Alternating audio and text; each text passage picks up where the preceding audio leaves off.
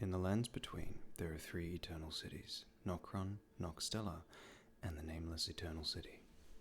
These legendary cities were home to a powerful race of humanoids who were guided by the stars and the Black Moon. There are many similarities between these three cities, all three situated underground, though they were not always that way. All three share almost identical architecture. All three have a ghostly dark flame illuminating their halls with identical lamps. All three are connected to one another by water and a unique mode of transport. Their many similarities make their differences shine all the more bright. There are several important differences I'll be exploring in this video which I theorize have major implications regarding the recent story trailer, specifically the first 50 seconds where we see Marika ascending and doing something profane looking. Let's begin. Nokron and Nokstella are both inhabited by the Nox, who are said to be descendants of the numen. Nokstella hosts far more than Nokron. The Nameless City, however, does not even have a trace of them. Similarly, while Nokron and Nokstella are seemingly infested with deceased humanoids far larger than the Nox, petrified in despair, the Nameless City has none of them. So, where did all of the inhabitants of the Nameless City go? Remember those unique methods of transport I mentioned connecting the three eternal cities? Well, they all move in one direction, one way. There are no return tickets, and there's no transport linking Nokstella and Nokron. This is clearly intentional. So let's follow them. Beginning in Nokron, the southernmost eternal city, and often the first eternal city a player will encounter, one of the first things the player will notice is the city is seemingly split into two sections. If you travel to the far eastern side, you'll find half of the eternal city not inhabited by Nox like the other half, but instead fallen Hawk soldiers forced to explore the eternal cities, seemingly looking for something, and crucible knights watching over them.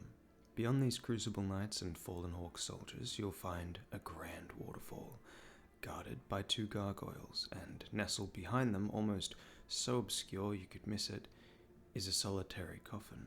Interacting with the coffin prompts a cutscene where the Tarnished lays themselves into the coffin and it illuminates in an array of crimson runes while beginning to move, travelling along a line of words of crimson light. Like an almost primordial version of the words of light spoken by the Two Fingers during the Golden Age, demonstrated on the Coded Sword and Cipher Parta. As I stated earlier, these rides are one-way tickets, and curiously, as we emerge from our concrete taxi in the deep-root depths, the coffin we travelled in appears to now be broken, even though the slow-paced crawl by which it ascended the waterfall doesn't necessarily answer why it would be broken in this way, as if it had fallen down the waterfall. I get it, magic, which makes sense, and it may seem strange for me to note on this, but remember it for later. Looking at the immediate surroundings, the first thing I notice is there are no other coffins.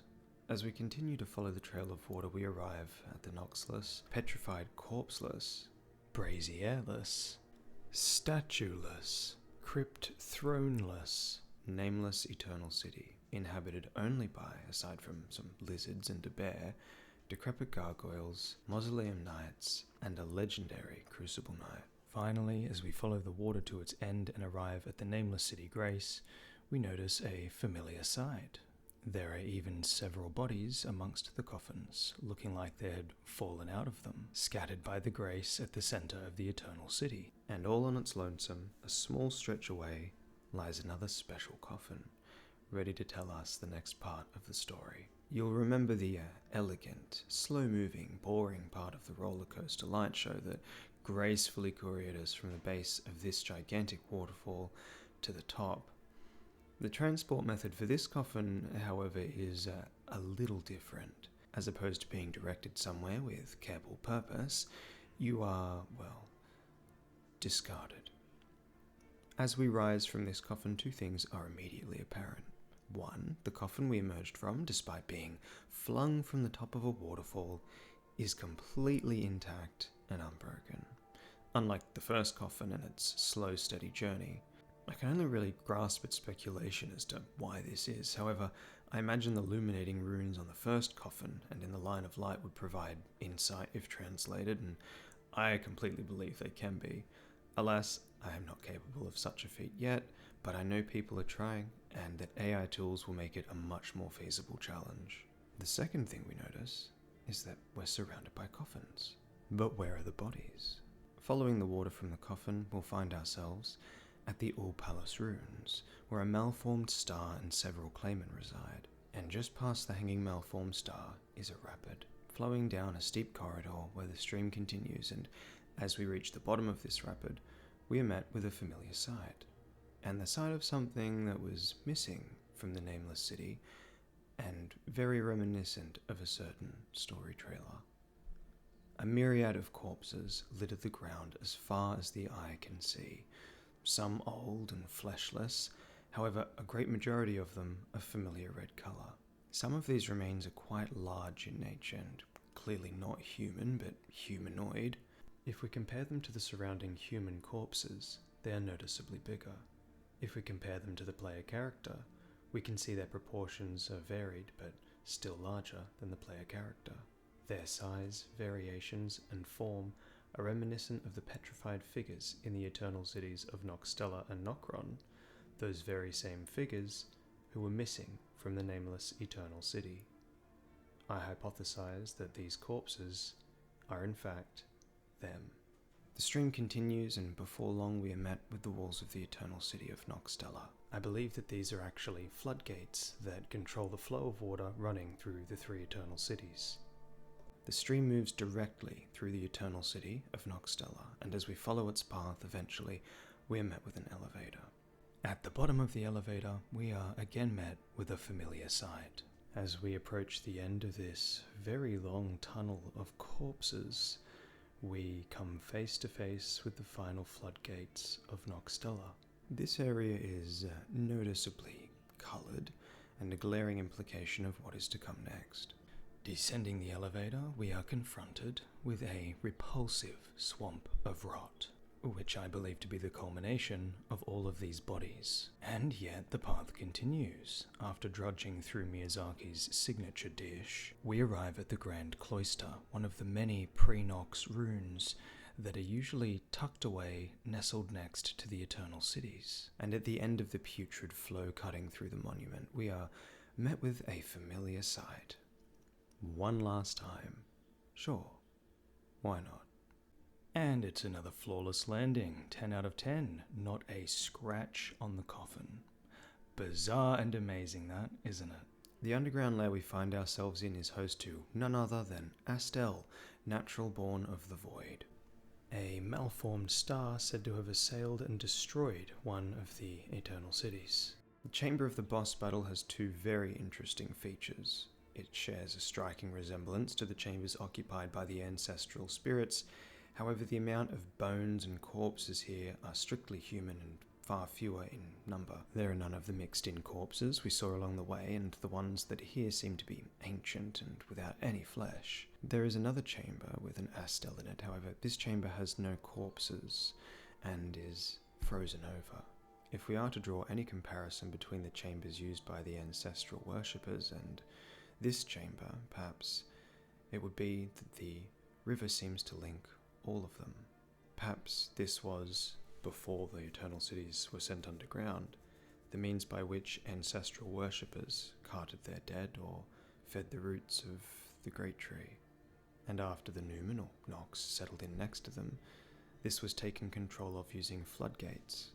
Astel is said to have stolen the skies from the Eternal City, and while I believe that means literally in that he was the cause for the city to be sunk, we can see a glorious nebula and starry sky in this chamber that changes depending on where you're situated in the chamber.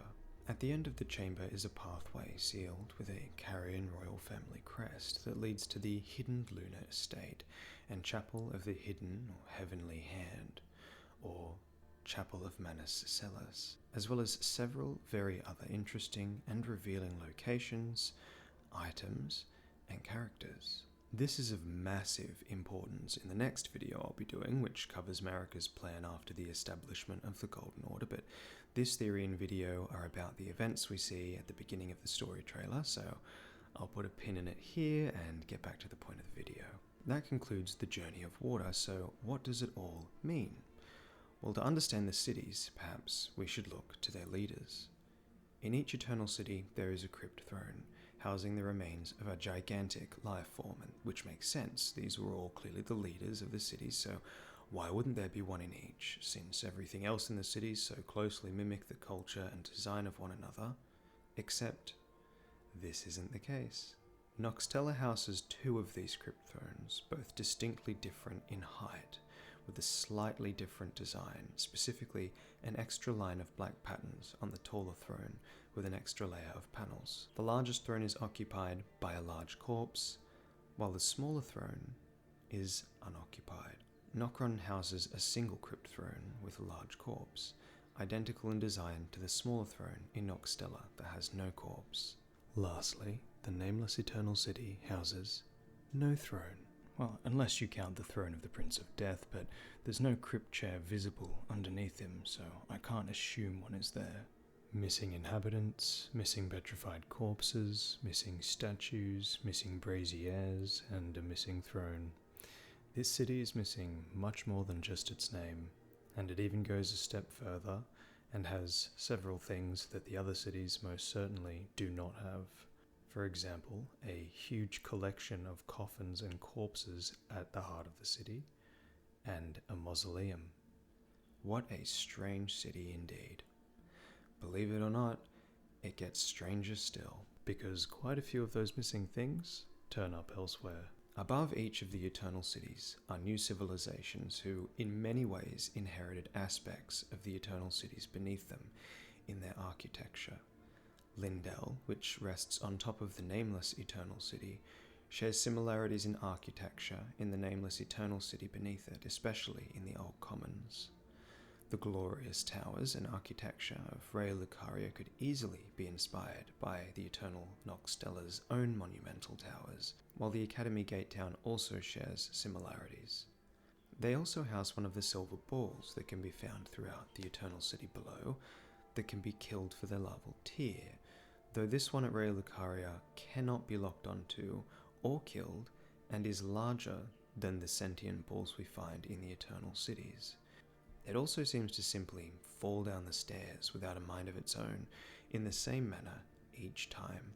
A cheap, lifeless copy summoned by 3 mages found near the sigil it falls from. I know it's these 3 mages powering the spell, as when they are killed, they do not respawn, and neither does the ball.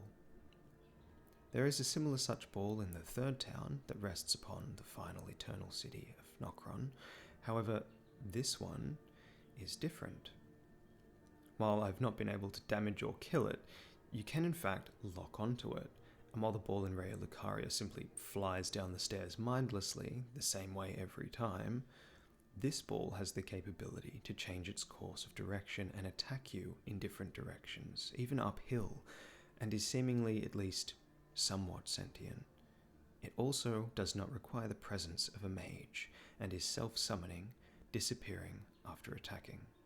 Its size is much closer to that of those found in the Eternal City, if not exact. This is a direct upgrade to the one we see in Lucaria, and interestingly, the sigil underneath it when summoned is the Carrion Sigil.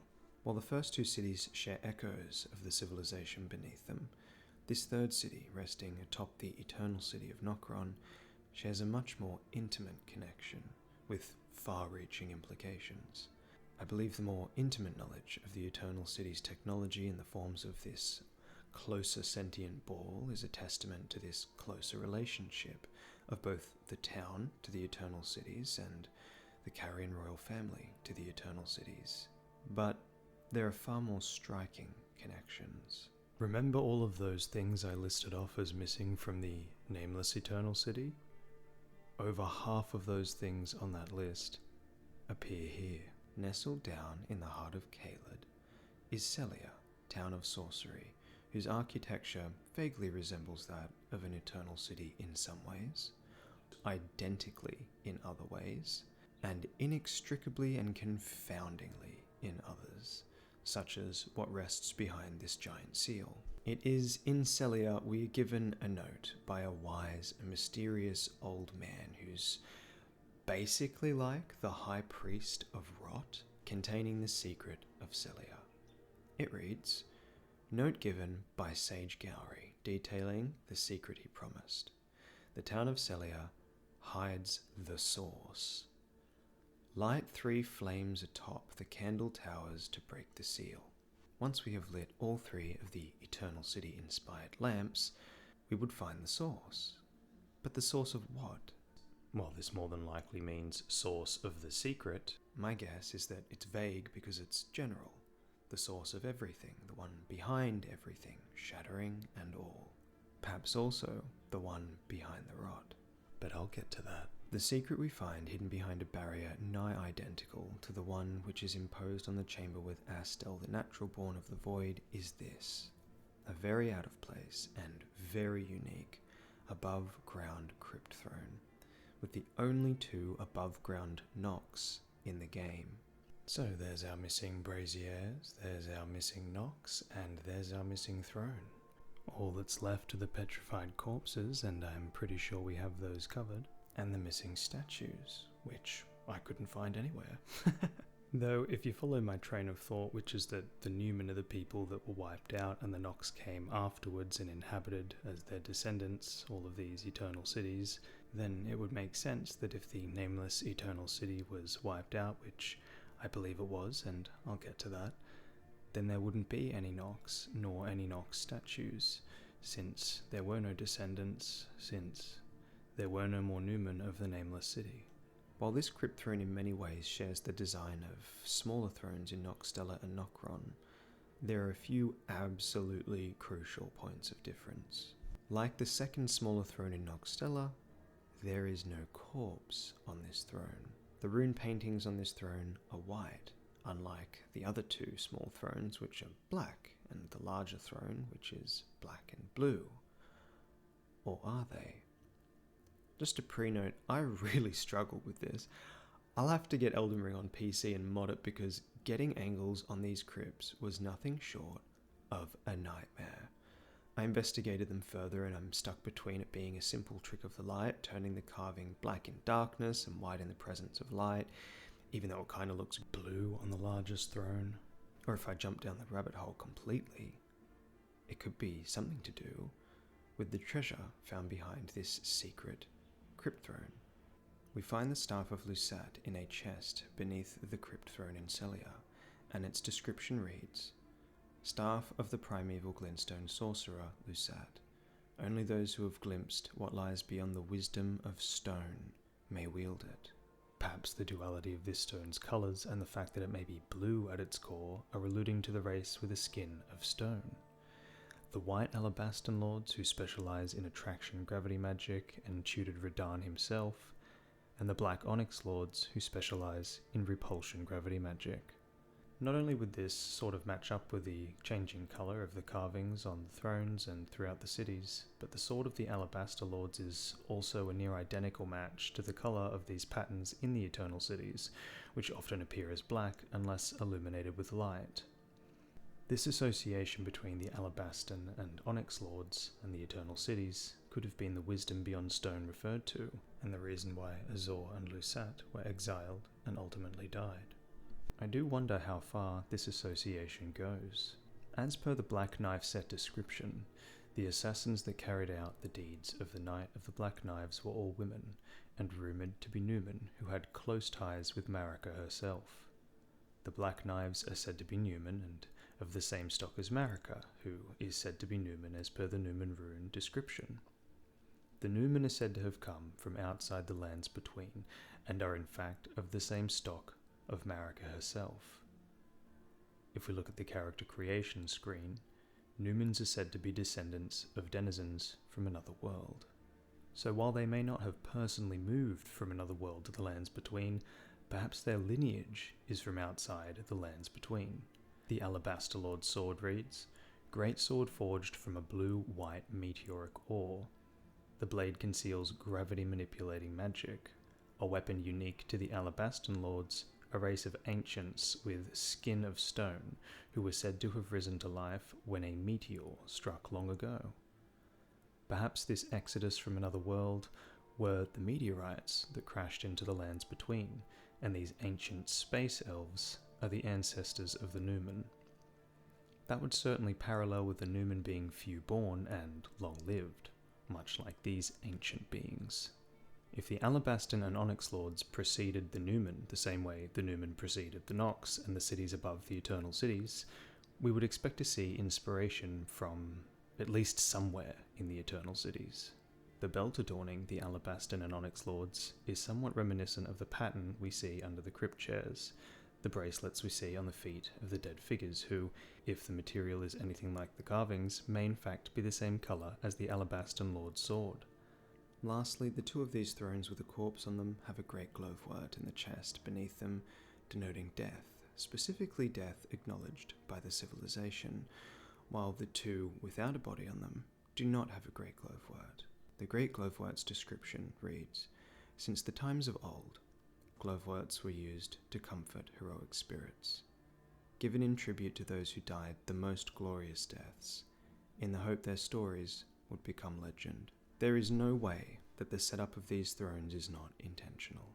From here on is pretty much a guess on the events based on the information I have available to me and some good old speculation.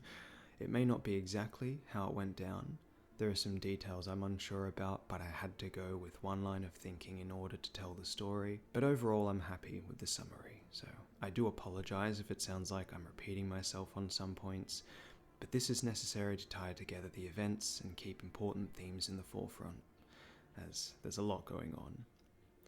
But if I were to take a stab, the Great Glowworm is alone in the largest crypt in Nokstella, and alongside the finger-slaying blade in Nokron, whose description reads, "The hidden treasure of the Eternal City of Nokron, a blade said to have been born of a corpse. This blood-drenched fetish is proof of the high treason committed by the Eternal City and symbolizes its downfall. Cannot be wielded by those without a fate, but it is said to be able to harm the Greater Will and its vassals. The second smaller throne in Nokstella has the moon of Nokstella underneath it, the item description which reads, "This legendary talisman is a treasure of Nokstella, the Eternal City. The talisman represents the lost black moon. The moon of Nokstella was the guide of countless stars. So a known, not hidden, treasure.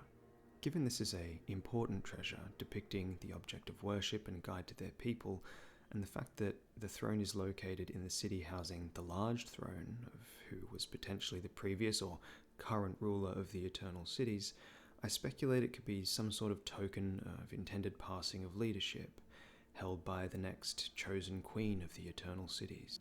And lastly, the one in Celia, above ground, which hosts the staff of Lusat.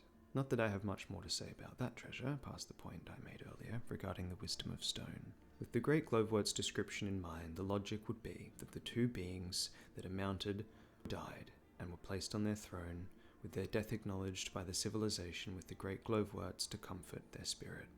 Meanwhile, the thrones without corpses do not have a Great Glowworm inside their chests, meaning the civilizations had not acknowledged their death. I would assume this is because one of them did not die in the Eternal City during the banishment, and one of them is still alive to this day. I would say the largest throne is the first ruler of the Eternal Cities, a numen few-born and long-lived, and the smaller thrones belong to her daughters, who ruled during or after her time, as the numen were a matriarchal society. I would argue the race that we see here, petrified in despair, a numen after they were sealed underground, a similar fate shared by the enemies of the Greater Will. Their proportions seem to more match the Black Knife assassins, or potentially the ancestors to the numen, the Onyx and Alabastan Lords, or potentially even the Godskin Apostles, but I'll get to that a little later on. But we may see some of their corpses among the bodies, with innumerable humanoid ones that were used, I believe, to fuel a ritual. I would wager those are the leftovers of some of the missing numen from the Nameless City. Perhaps something else supporting this is the fact that while we don't find any of these bodies within the Nameless City, we do find a collection of ants that seem very full, and when you kill these ants, they drop numen runes. What we're seeing in the trailer is the result of a profane ritual conducted by Marika, one of these three daughters, who, against her family, allied with the Greater Will. Maybe after her sister was chosen to be the next ruler of the Eternal Cities. Assuming George R.R. Martin did have some hand in all of this, it wouldn't be out of the realm of possibility to assume that these to-be gods are flawed humans with severe family issues, or she was simply seduced with the promise of godhood, betraying and sacrificing her people, family, and her sister, the Glowmite Queen, who perhaps was to be the next ruler of the Eternal Cities, and ultimately being betrayed herself by the Greater Will, amounting to nothing more than their tool. Interestingly, this ritual is reminiscent of Rykards' sword, with bodies strikingly similar to the ones we see in the trailer. His sword reads, "Sacred Sword of Rykard, Lord of Blasphemy, remains of the countless heroes he has devoured writhe upon the surface of this blade. Now they share the same blood, bound together as family." So if this ritual was similar to devour and combine, it would seem almost to be creating a crucible-like environment, where all things meld together. But why? Well, when you think about it, it kind of makes sense. If Rykard was doing the same thing to allow himself the power to consume the gods, if Moog is doing the same thing with Miquella's cocoon to try and ascend him to godhood, and if Marika's done the same thing for some grand purpose, it would make sense since we ourselves consume the runes of our enemies in order to become more powerful. What these rituals symbolize is essentially the same thing, but on a bigger scale. After all, the Erdtree itself works in the exact same manner, with Erdtree burials. What we see in the waterways is simply the aftermath of this ritual. The discarded remains sent downstream to pile and decay, discarded in the city of her fallen sister, marked by the colour of the crucible their sacrifice helped to create. Far away from the foundations of the new and glorious Erdtree and Leyndell, resolving into a lake of rot. Just a side note, hence the source comment on the letter given to us by Gowry. I wonder if perhaps Marika had revealed her family's plot to slay the Greater Will and allied with it against her own people, embittered by her sister's selection as the next ruler. She invited the Glowmite Queen to her lands under false pretenses to kill her, either as the last ingredient for this ritual, or perhaps as a condition put down by the Greater Will in order for her to ascend to godhood and become the next god of the lands between. My theory on this series of events leading up to this, and why the Greater Will would have targeted the numen and the Glowmite Queen regardless, is that they were simply following the process they always do, eliminating any potential threats so that they can establish a monopoly. I believe this series of events would have went something like this. The Mimic Tier tells us that the Eternal Cities were trying to make their own lord. I believe the numen in an attempt to make themselves that lord, akin to what the Greater Will had in Plasudasax by using the scales of the Dragon Lord, whose item descriptions suggests they can kill a god. Smithing stone made by polishing a golden gravelstone, a scale of the ancient Dragon Lord and hidden treasure of Farum Azula. The ancient Dragon Lord's seat is said to lie beyond time. This stone lightly twists time, allowing the creation of a weapon capable of slaying a god. The Greater Will became acutely aware of the use of its own champions against them in the form of their scales being used to make weapons. This inspired the ire of the Greater Will, who were weary of the advanced civilization under the guidance of the moon. My guess is that a battle broke out between these two forces, the numen and their god-slaying flames and false dragons, and the Greater Will and their Dragon Lord, resulting in Plasudasax receiving grievous wounds and losing one of its 4 heads. In retreat, the Greater Will banished the ancient dragons beyond time so that their appendages could no longer be used to create god-killing superweapons. However, they were assailed in their retreat, and this is why we see a Godskin Noble and a Godskin Apostle stranded in Farum Azula.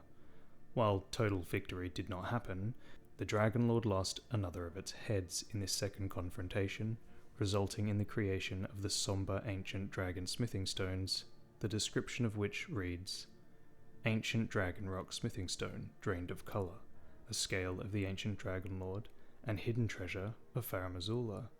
The ancient dragon lord's seat is said to lie beyond time.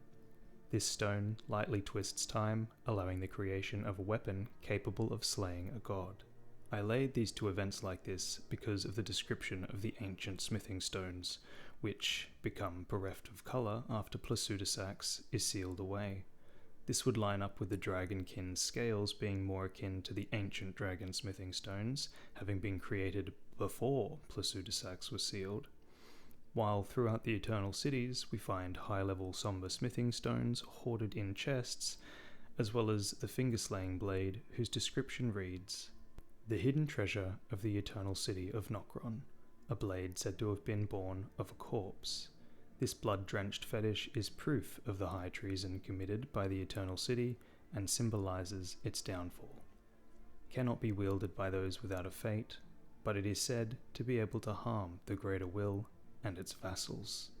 I would wager this was created from the corpse of one of the powerful ancient dragons, perhaps the one strewn up in the dragon chapel in Farum Azula, or perhaps one of the heads of Plasudasax after he was sealed. To further support this, the only 3 items in the game referred to as a hidden treasure are the ancient somber dragon smithing stones, ancient dragon smithing stones, and the Fingerslayer blade. With one god-slaying weapon sealed beyond time, the Greater Will set its sights on the threat that had driven them to flee. The death flames of the twin birds, envoy of the outer god of the moon and god of the numen. The deathly ghost flame of the twin birds, who I would argue are the Elden Beast equivalent for the numen, and by extension their death birds, maybe even the fire we see in the Eternal Cities, was originally purple. The description for the grave violet reads, "A purple flower that blooms in graveyards, the hue of ghost flame. It's believed to be useful in calling forth spirits." But scum mage infa, ghost flame is white and black, I hear you say. Well, no, it's blue. If we look closely at the torch of the ghost flame, it becomes obvious the particles that are coming off it are blue. And if you don't trust me yet, having a close look at the ghost flame spells reveals they too are a mix of blue and white, with wisps of black through it. After Malekith stole the red portion of the purple ghost flame, it turned blue, as blue and red make purple. I believe this is echoed in the cerulean and crimson assassin daggers, which both read, "An assassin's dagger, misshapen and stained in cerulean and crimson respectively. This charm is modelled after the darkly gleaming blades used in the Night of Black Knives, those which gave the demigods their first taste of death." Again, blue and red make purple, and with a black foundation. With the power of the twin birds, and thus the second critical threat to the Great Will now sealed, the ultimate plan of revenge for its previous humiliating defeat, and the ground zero for its impending monopoly, could now take shape. Regardless of the reason, when the Glomide Queen ventured to meet her sister, she instead met Malekith and her end. What was left of her was used as the final key in this profane ritual we see in the story trailer. This is also why the second throne in Nokstella does not have a body.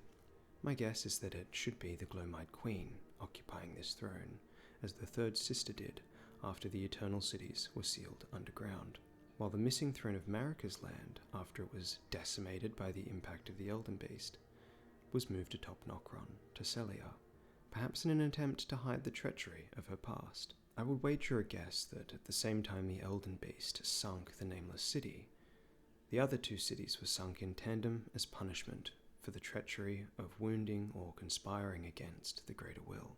To further support this association between the Glomide Queen and Nokstella, assuming the trend of civilizations above the Eternal Cities having a tendency to draw inspiration from the cities below them in the architecture and other things, as I've demonstrated, I believe this would extend, of course, to the accessories in the culture.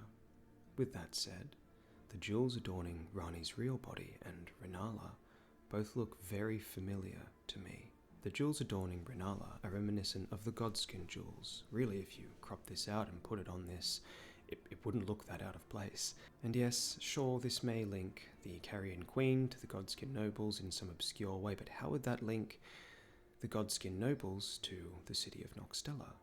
Ranni's jewellery is reminiscent of the bejewelled finger creepers that we find in areas mostly associated to or linked with the Carrion royal family, or Ranni specifically. We only find the bejewelled finger creepers in the Carrion Manor, Rykards province, which would make sense since him and Ranni appear to be on good terms, even allied, as per the item description of the Blasphemous Claw.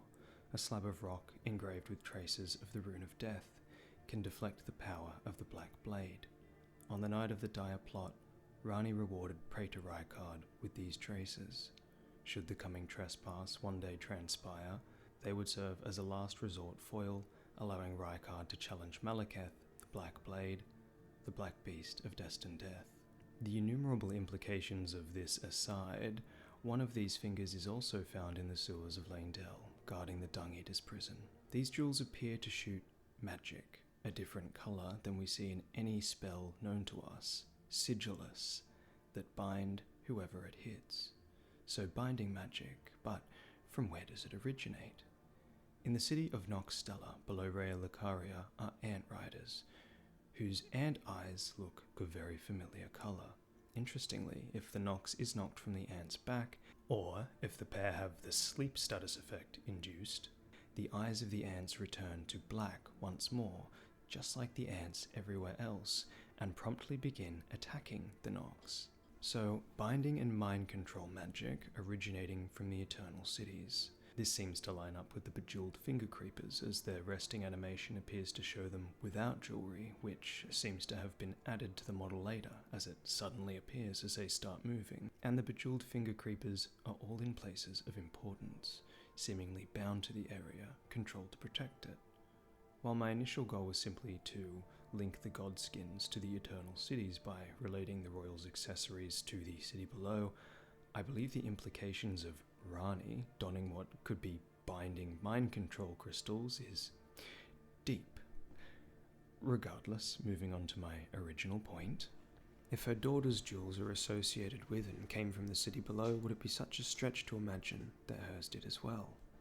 As for not finding any of these jewels down there ourselves, or any godskin, I would argue that they were either excavated by the Carrions, who have definitely seen or at least been to the Eternal Cities given the architecture and silver balls being perfected by them, or simply all used, as they are exceptionally rare jewels to begin with, given to the children of the Glowmite Queen, who were champions and nobles.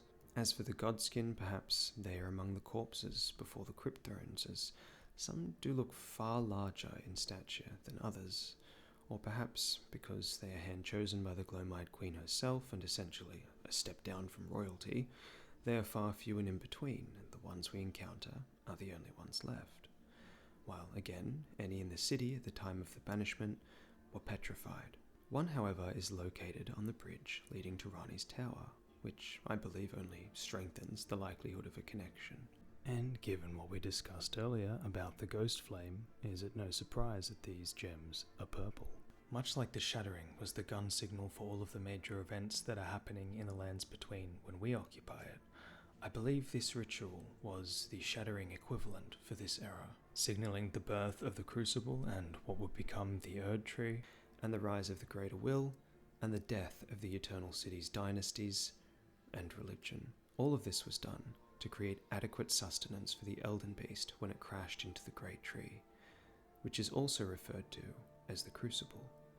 In the Deeproot depths overlooking the Great Tree, we find the Elden Stars incantation that reads, "It is said long ago that the Greater Will sent a golden star bearing a beast into the lands between, which would later become the Elden Ring." My guess is that it was the Elden Beast cratering into the Great Tree of the Nameless Eternal City that devastated it, and that this, along with the profane ritual, was part of Marika's plan with the Greater Will to create the Crucible, which is the primordial form of the Erdtree. The time after this ritual marked the time of the Crucible, the time where the Erdtree was in its primordial state and the Golden Order was not yet established. The age of Godfrey and his Crucible Knights, as the Erdtree took form. In the Deeproot depths, by the entrance of what appears to be a fractured tree, perhaps a minor great tree, there is a legendary crucible knight named Siluria, a champion of the crucible, whose weapon, that is shaped like a giant tree, reads, Siluria's Tree, weapon of one of the two honoured as foremost among the crucible knights. The primordial form of the Erdtree is close in nature to life itself, and this spear, modelled on the crucible, is imbued with ancient holy essence. This event marks a power move by the Greater Will, who sent the Elden Beast to the lands between to become the Elden Ring. If the Elden Beast, and therefore the Elden Ring, is like a conductor for the laws and principles of the world, carrying shards in the forms of great runes of these principles within itself, then the Erdtree is the power station, providing it the resources necessary to impose its will on reality in the lands between, while the chosen Empyrean wields and directs that power under the guidance of the Greater Will. I believe that's why in the beginning everything was against the Erdtree, because it was an outer god's attempt of establishing a monopoly in the lands between. One ring to rule them all. I wonder if this influence takes place in the forms of the leaves that bathe the lands between on occasion, granting a boon of gold, which gives higher rune counts upon killing enemies. It would make sense if bodies are processed via the Erdtree burials in the roots, and processed by the Elden Beast, resulting in leaves imbued with the will of the Elden Ring, dispersed throughout the lands between. Marika had been seduced with the prospect of godhood, and betrayed everything for it. I believe the moment she realizes that she's been manipulated and is now a glorified puppet, her every move thereafter is a secretive, calculated, cold, and complex, multi-layered attack on her capturer to escape confinement and become a true god. While this video's theory explores and tries to make sense of the scene that we see with Marika at the start of the new trailer, and the seduction and betrayal regarding Marika's story, I believe the betrayal Miquella is said to be talking about is something different entirely. I think this is done to mislead us, showing us a very comparable story of Marika's betrayal with the promise of godhood, with Miquella talking about his own betrayal at the hands of Marika, who I believe also whispered promises of godhood and therefore the cure to all of his problems to the young Miquella. As Marika was a chess piece of the Greater Will used to achieve its goal, I believe Miquella was a chess piece to Marika in the same way. If this is the same case and Marika was guiding Miquella to essentially place himself in the Erdtree in an attempt to ascend, so that he could be torn from the womb in a profane ritual by Marika while his most vulnerable halfway through his transformation, in order to be used by her for her plan. I would argue, and I will in my next video, to create Mesmer. And if Ordina's guardian, a Black Knife assassin whose garbs can be found hidden under the staircase leading to the gate that leads to the Erdtree, is not a big enough link for you, then assuming Celia's throne belongs to Marika, and this hidden town does reveal the source, then we would expect to see a further link of similarities between these two towns. And we do.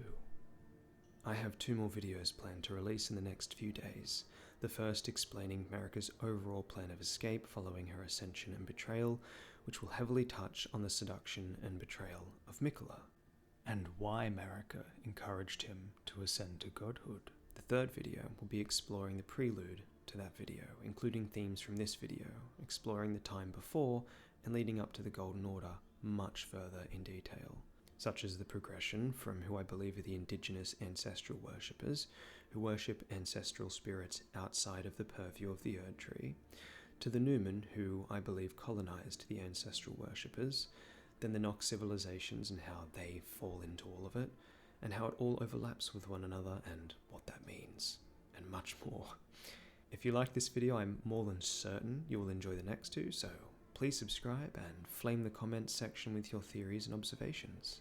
And a big shout out and thank you to Kick6 for always entertaining my unhinged lore rants, staying up in the early hours of the morning looking at game assets and item descriptions with me, and drawing lines between dots that I miss.